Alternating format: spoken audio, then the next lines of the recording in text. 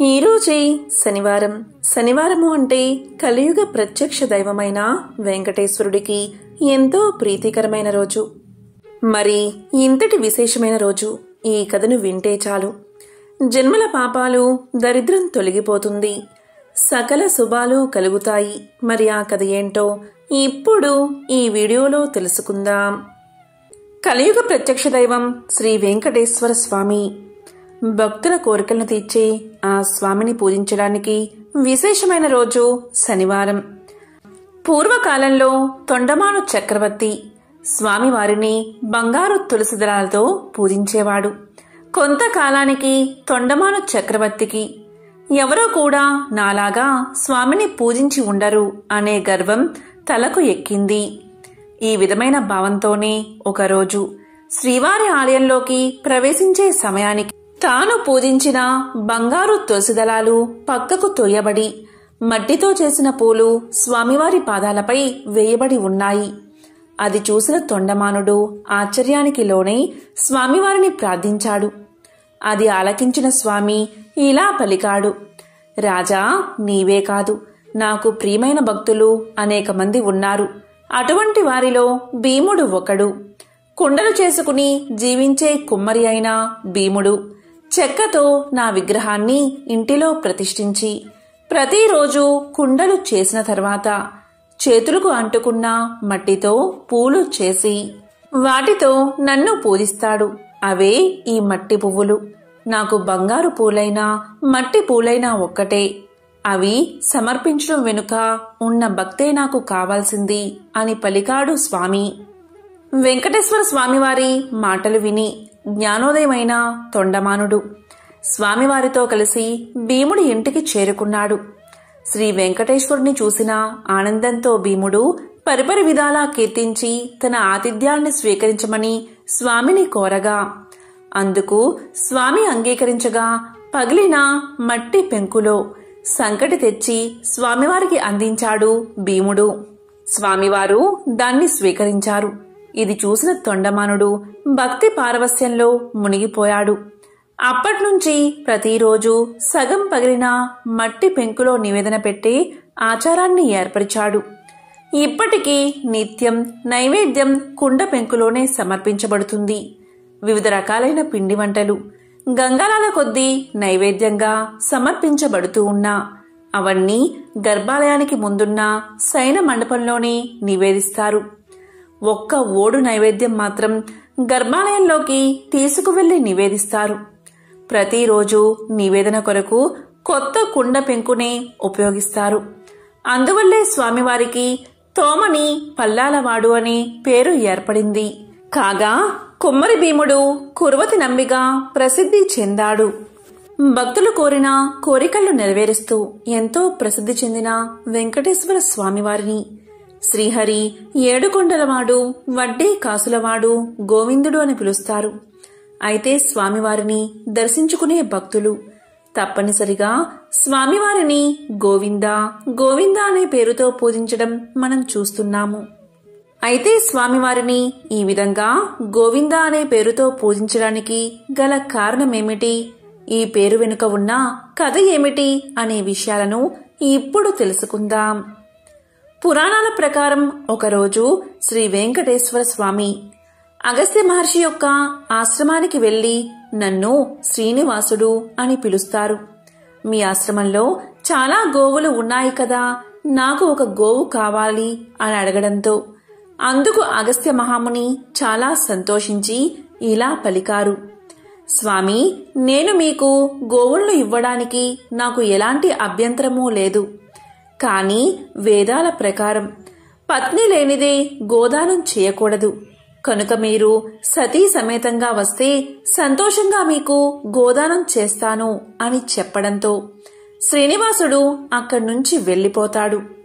అయితే ఆశ్రమంలో అగస్త్యుడు లేని సమయంలో శ్రీనివాసుడు పద్మావతిని వెంట తీసుకుని ఆశ్రమానికి వెళ్లి అగస్త్యుడి శిష్యుణ్ణి, నన్ను మీ గురువుగారు రమ్మన్నారు. గోదానం చెయ్యాలంటే సతీ సమేతంగా రమ్మని చెప్పారు. మీ గురువుగారి ఆజ్ఞ మేరకు సతీ సమేతంగా వచ్చాను.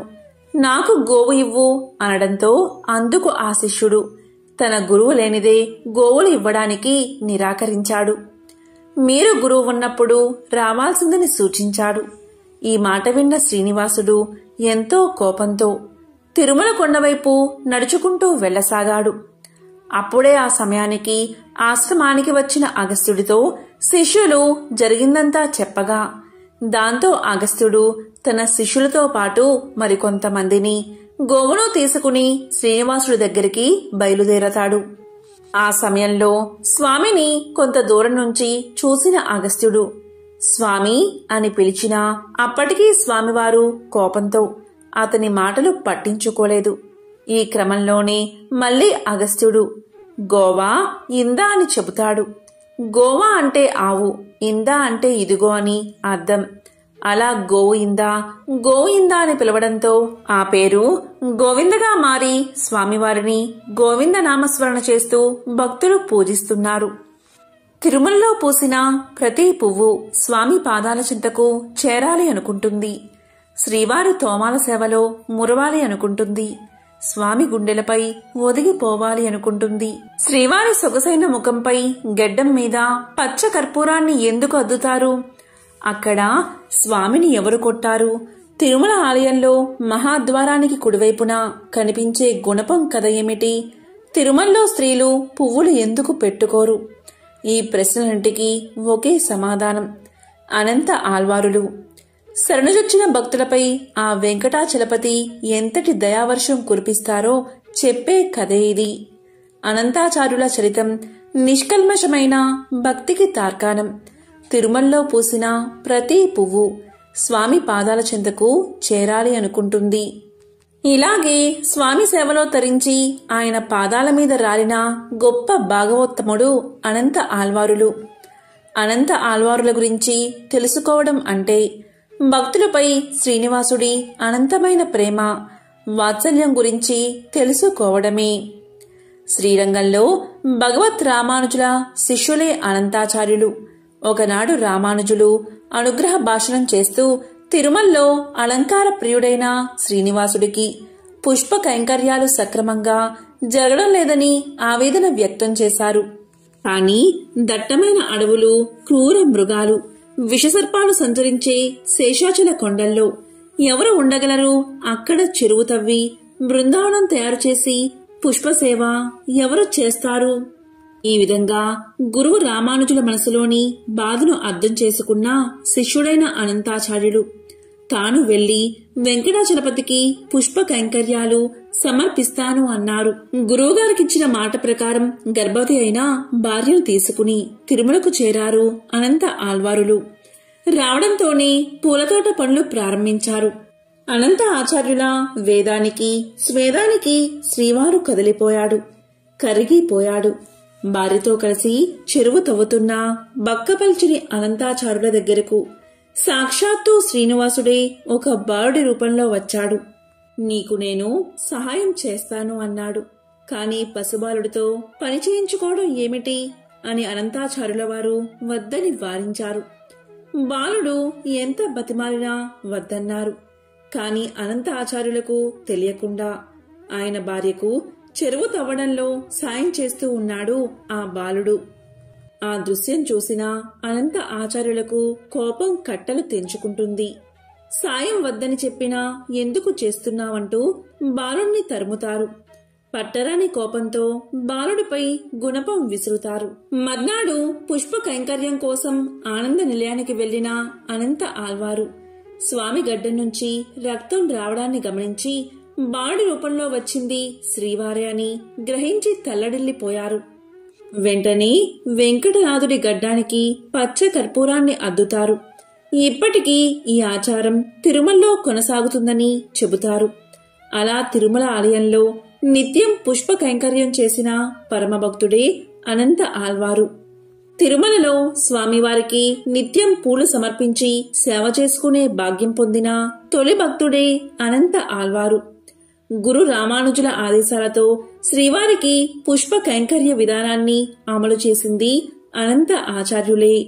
శ్రీవారి సేవ కోసం పూల సాగుకు అనంత ఆళ్వారు ఏర్పాటు చేసిన పూలవనాన్ని అనంత ఆళ్వారు తోటగా పిలుస్తారు. మల్లెలు, మందారాలు, చామంతులు, సంపెంగలు, కలువలు, కనకాంబరాలు, గులాబీలు, నంది వర్ధనాలు, బిల్వదళాలు, తులసి దళాలతో ఈ నందనవనం అలరాడుతూ ఉంటుంది. ఇప్పటికీ అనంతాచార్యుల వంశీయులు స్వామికి నిత్యం పుష్ప కైంకర్యాలను సమర్పిస్తున్నారు.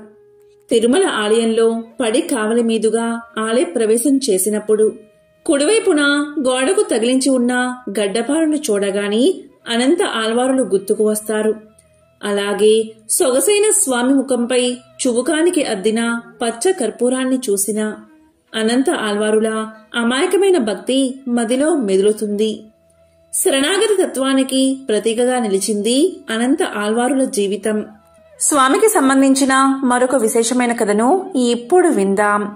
పూర్వకాలంలో అవంతి దేశంలో భాగ్యనగరము అనే పట్టణం ఉండేది. పేరుకు తగినట్లుగాని ఆ పట్టణంలో భాగ్యవంతులకు కొదువలేదు. అయితే వారు తమ తమ సంపదలను చూసుకుని గర్విస్తూ మిగిలిన సామాన్యులను అతి హీనంగా చూసేవారు. ఆ ఐశ్వర్యమంతా తమ గొప్పే అని తెలుస్తూ నిత్యం పూజలు కాదు కదా, విశేష రోజుల్లో కూడా ఏ పూజలు చేసేవారు కాదు. అప్పుడు శ్రీమన్నారాయణుడికి వీరందరికీ జ్ఞానోదయం కలిగించాలని తోచింది. ఒక రోజున ధనవంతులందరూ విందు వినోదాల్లో మునిగి తేలుతున్నారు. ఆ పట్టణ తూర్పు వీధిలో కల శ్రీ లక్ష్మీనారాయణ ఆలయంలో కనీసం దీపం వెలిగించే నాదుడు కూడా కరువయ్యాడు. ఆ రోజు తొలి ఏకాదశి, అత్యంత పర్వదినం. కాని ఆ పట్టణంలో ఒక్కరు కూడా ఆలయానికి పూజాధికాలు నిర్వర్తించాలని ఆలోచించలేదు. సాయంత్రం ఉన్నట్టుండి దట్టమైన మబ్బులు కమ్ముకున్నాయి.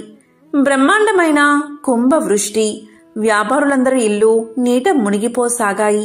అంతా గాఢాంధకారం. తెల్లవారేసరికి ఊరంతా నేలమట్టమైంది. వ్యాపారుల ఇళ్లన్నీ కూలిపోయాయి. ఐశ్వర్యాలన్నీ పోయి చివరికి కట్టుబట్టలతో మిగిలారు.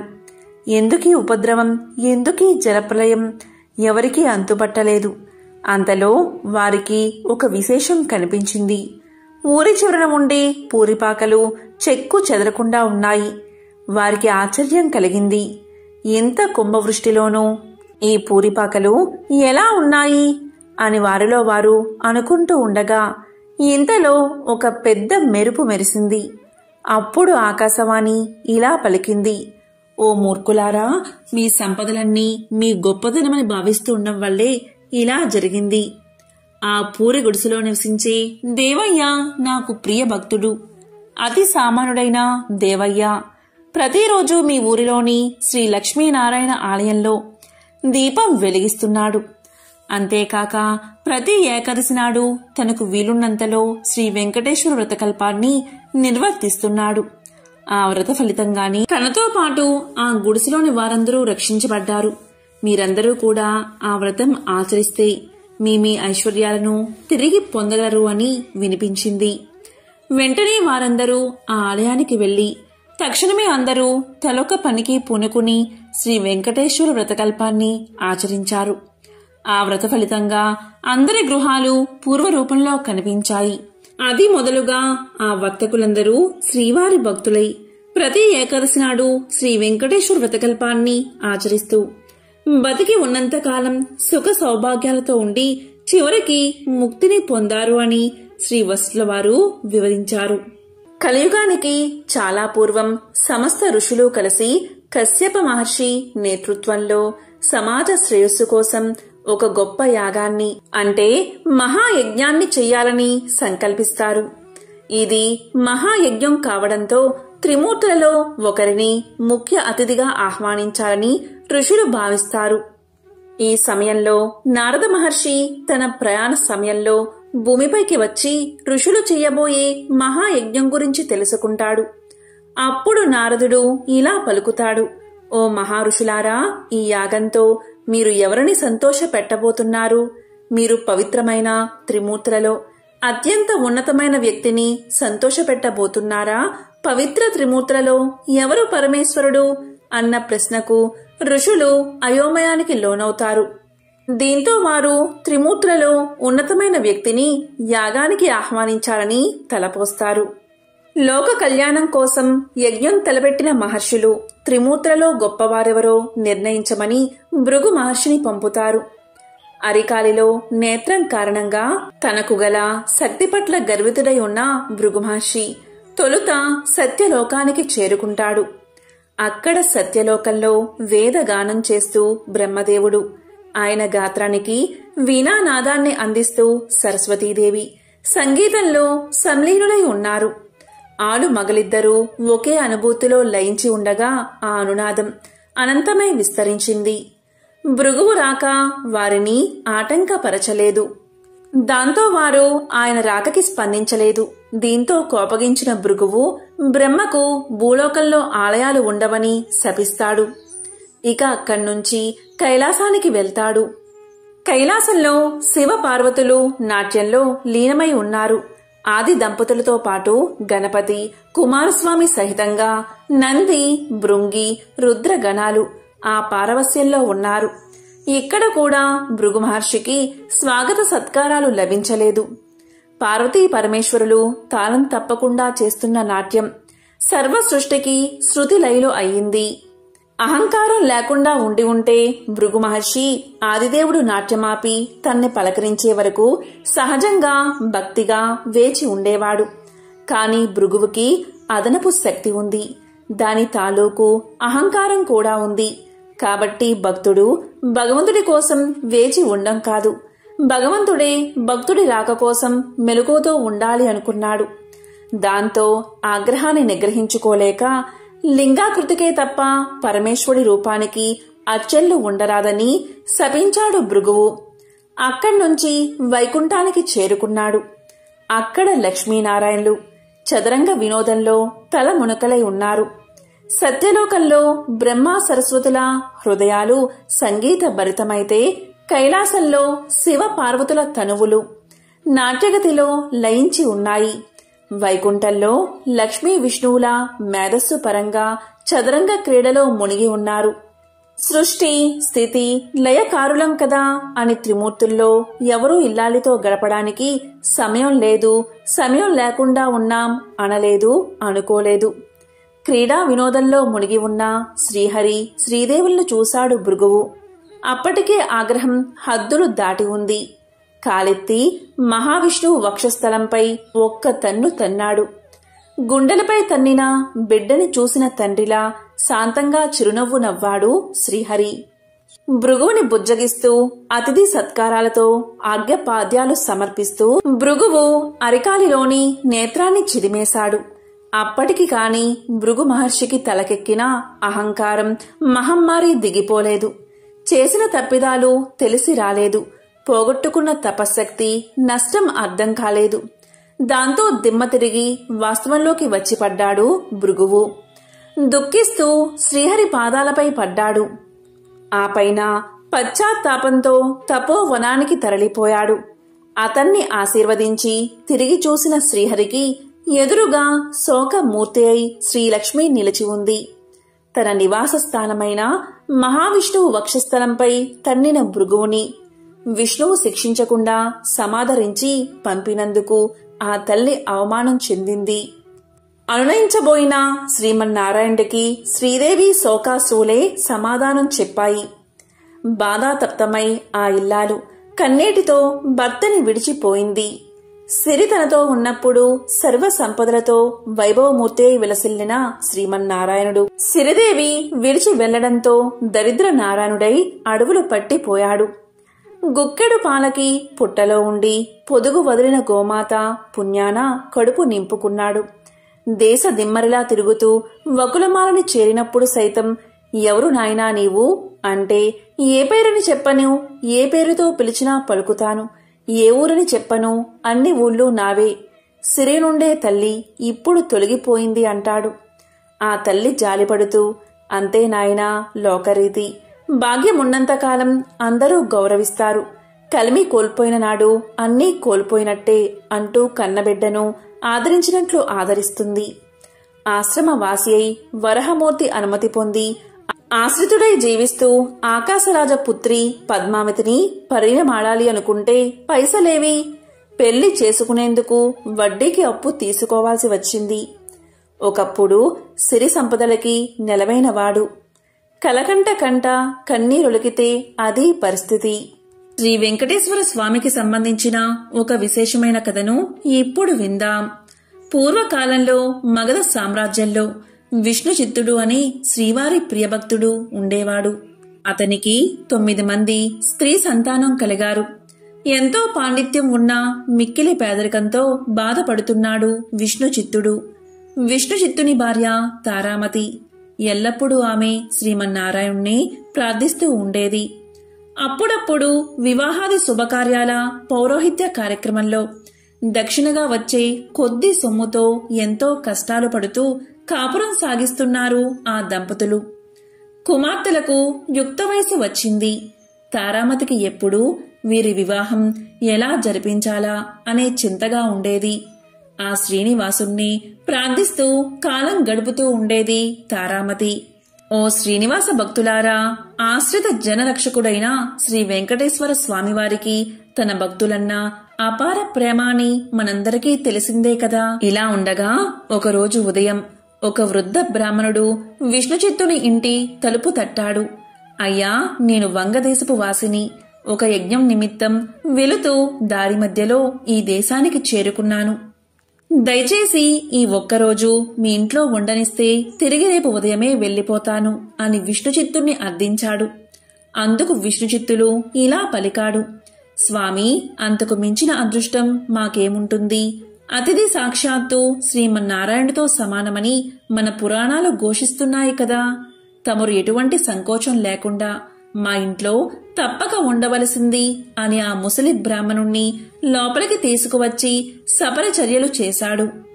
ఆ రోజు మధ్యాహ్నం భోజనం చేసిన తర్వాత ఆ వృద్ధ బ్రాహ్మణుడు తారామతితో ఇలా అంటాడు. ఏమమ్మా, దిగాలుగా ఉన్నావు? ఏమిటి నీ బాధ? ఏమీ సంకోచించకుండా చెప్పు అన్నాడు. అప్పుడు తారామతి ఇలా అంటుంది. స్వామి, తమరు మహా తపస్సంపన్నులు. తేజస్సులో సాక్షాత్తు ఆ వైకుంఠవాసుని మాదిరిగా ఉన్నారు. మీ వద్ద దాచేదేముంది? నా మనోవ్యదంతా నా పుత్రికల వివాహం గురించే అని విన్నవించుకుంది. అంతటా ఆ విప్రోత్తముడు చిరునవ్వు నవ్వి ఇలా అన్నాడు. తల్లి, నీ బాధ నేను గ్రహించాను. నీ కష్టాలన్నీ తొలగిపోయి కుమార్తెలకు శుభప్రదంగా వివాహం అవ్వడానికి ఒక అద్భుత వ్రతాన్ని నీకు తెలియచేస్తాను. ఆ వ్రతాన్ని ఆచరిస్తే మీ కష్టాలు పటాపంచలైపోతాయి. శ్రీ వెంకటేశ్వర వ్రతము అనే వ్రతం మిక్కిలి సులభతరం అని చెప్పి ఆ వ్రత విధానమంతా ఆ దంపతులకు వివరించాడు. అంతటా విష్ణుచిత్తుడు ఇలా పలికాడు. స్వామి, మహా సంతోషం. ఇంతకు మించిన భాగ్యం ఏముంటుంది మాకు? ఎన్నో రోజులు ఎందుకు, శుభస్థ శీఘ్రమని పెద్దలు అన్నారు కదా. ఈ రోజే ఎంతో మంచి రోజు. ఈ రోజు తమరు చెప్పిన శ్రీ వెంకటేశ్వర వ్రతాన్ని ఆచరిస్తాము అని విష్ణుచిత్తులు తారామతి దంపతులిద్దరూ తన కుమార్తెలందరితో కలిసి ఆ రోజు సాయంకాలమే బంధుమిత్రులను పిలుచుకుని శ్రీ వెంకటేశ్వర వ్రతాన్ని అత్యంత భక్తి శ్రద్ధలతో ఆచరించారు. వచ్చిన భక్తులందరూ వ్రతం పూర్తయిన తర్వాత తీర్థ ప్రసాదాలు స్వీకరించి తమ తమ గృహాలకు వెళ్లిపోయారు. అప్పుడు విష్ణుచిత్తులవారు భార్యా సమేతంగా ఆ బ్రాహ్మణోత్తముడికి పాద నమస్కారం చేసి తమ దంపతులను ఆశీర్వదించవలసిందిగా వేడుకున్నారు. అప్పుడా బ్రాహ్మణోత్తముడు వ్రత తీర్థ ప్రసాదాలు తాను స్వీకరించి మనోభీష్టా సిద్ధిరస్తు, శ్రీ లక్ష్మీ శ్రీనివాస కటాక్ష సిద్ధిరస్తు అని ఆశీర్వదించాడు. ఇంతలో చీకటిపడి నిద్రా సమయం అయింది. అంతటా విష్ణుచిత్తుడు ఆ బ్రాహ్మణుడికి ఒక చిరిగిన దుప్పటిని ఇచ్చి కన్నీళ్ల పర్యంతంగా ఇలా పలికాడు. స్వామి, కడుపేదనైనా నా వద్ద ఇంతకు మించి మంచి దుప్పటి లేదు. ఈ రాత్రికి నన్ను క్షమించి దీని యందే పడుకోండి అని వేడుకున్నాడు. అందుకు ఆ బ్రాహ్మణుడు చిరునవ్వు నవ్వి ఇలా అన్నాడు. విష్ణుచిత్త, ఏమీ బాధపడకు. నేను బయట బసారాలో పడుకుంటాను అని చెప్తాడు. కొద్దిసేపటికే అందరూ కూడా నిద్రలోకి జారుకున్నారు. రాత్రి 4వ జామున ఉరుములు మెరుపులతో పెద్ద వర్షం కురిసింది. అంతా కటిక చీకటి. గాఢాంధకారంలో కంటికి ఏమీ కనబడట్లేదు. విష్ణు చిత్తునికి బయట పడుకున్న ఆ ముసలి బ్రాహ్మణుడు ఎలా ఉన్నాడో అని బెంగగా ఉంది. కాని ఈ గాఢాంధకారంలో ఏమీ కనిపించక ఎప్పుడెప్పుడు తెల్లవారుతుందా అని ఆ రాత్రి గడిపాడు విష్ణుచిత్తుడు. ఆ కుటుంబమంతా. ఇంతలో తెల్లారింది. వాన తేలికపడింది. బయట బ్రాహ్మణుడు ఏమయ్యాడో, ఎంత బాధపడ్డాడో అనుకుంటూ బయటకు వచ్చిన ఆ దంపతులకు అద్భుత దృశ్యం కనిపించింది. అక్కడ విప్రోత్తముడు లేడు. చిరిగిన దుప్పటి స్థానంలో పట్టు పీతాంబరం ఉంది. ఆ పీతాంబరంపై శ్రీ వెంకటేశ్వర స్వామివారి విగ్రహం చిరునవ్వుతో కనిపించింది. జరిగినదంతా ఆ దంపతులకు అర్థమైంది. వారి ఆనందానికి అవధులు లేవు. వచ్చింది సాక్షాత్తు ఆ శ్రీమన్నారాయణుడే. ఆహా, ఏమి మన భాగ్యము! కాని ఆ స్వామివారిని గ్రహించలేకపోయామే. చివరికి చినిగిన దుప్పటి ఇచ్చామే అని తలుస్తూ శ్రీ స్వామివారి విగ్రహాన్ని కళ్లకు అద్దుకుని ఇంట్లోకి వచ్చారు. ఇల్లంతా స్వర్ణమయంగా కనిపించింది. అంతటా ధనరాశులే. ఆహా, శ్రీ వెంకటేశ్వర స్వామివారి వ్రతకల్ప మహత్యం వల్ల కదా ఇదంతా జరిగింది అని ఆ స్వామిని అనేక విధాలా స్తుతించారు. చూసారా, సాక్షాత్తు శ్రీ స్వామివారే ఆ భక్తుడి ఇంటికి అతిథి రూపంలో వచ్చి వ్రత విధానం చెప్పడమే కాకుండా తీర్థ ప్రసాదాలు కూడా తానే స్వయంగా స్వీకరించాడు. శ్రీ స్వామివారు అంతటి కరుణామయుడు. ఎవరైతే భక్తి శ్రద్ధలతో ఈ వ్రతాన్ని ఆచరిస్తారో వారింటికి తానే స్వయంగా ఏదో రూపంలో తప్పక వస్తాడు. మీరందరూ కూడా ఈ వ్రతాన్ని ఆచరించి స్వామివారి కరుణా కటాక్షాలు పొందండి. శ్రీ లక్ష్మీ శ్రీనివాస కటాక్ష సిద్ధిరస్తు అని విశ్వామిత్రుల వారు ముళ్లకు తెలియచేశారు. శ్రీ వెంకటేశ్వరాయ నమః అనేది వెంకటేశుడి మంత్రం. ఈ అష్టాక్షరి మంత్రం గురించి మాతృశ్రీ వెంగమాంబ రాసిన శ్రీ వెంకటాచల మహత్యం అన్న గ్రంథంలోని తృతీయ ఆశ్వాసం 177వ పుటలో శ్రీ వెంకటేశ్వరాయ నమః అనే అష్టాక్షరి మంత్రం గురించి ప్రస్తావించారు. శ్రీనివాసుడు ఈ మంత్రాన్ని ఓంకారపూర్వకంగా జపించవచ్చునని అందులో పేర్కొన్నారు. గురుముఖంగా మంత్రం గ్రహించి శ్రీ వెంకటేశ్వరాయ నమః అనే స్వామివారి మంత్రాన్ని జపిస్తే కృతార్థత సిద్ధిస్తుందని ప్రతీతి. కేవలం శ్రీ శ్రీనివాసుడి నామజపం కూడా అష్టాక్షరి మంత్రమంతటి ఫలితాన్ని ఇస్తుంది. ఎంతో పవిత్రమైన విశేషమైన ఈ శనివారం రోజు శ్రీ వెంకటేశ్వర స్వామికి సంబంధించిన ఈ కథను విని స్వామివారి అనుగ్రహాన్ని పొందండి. ఓం నమో వెంకటేశాయ. శ్రీ వెంకటేశ్వరాయ నమః.